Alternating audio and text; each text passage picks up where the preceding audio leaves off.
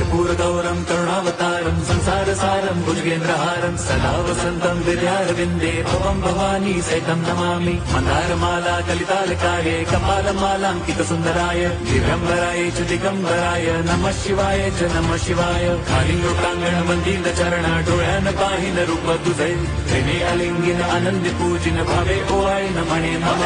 त्वमेव माता पिता त्वमेव बंधुश्च सखा त्वमेव विद्या द्रविणं त्वमेव सर्वं मम देवदेव। कायेन वाचा मनसेन्द्रियैर्वा बुद्ध्यात्मना वा प्रकृति स्वभावात् करोमि यद्यत् सकलं परस्मै नारायणायति समर्पयामि। अच्युतं केशवं राम नारायणं कृष्णदामोदरं वासुदेवं हरिं श्रीधरं माधवं गोपिका वल्लभं जानकीनायकं रामचन्द्रं भजे।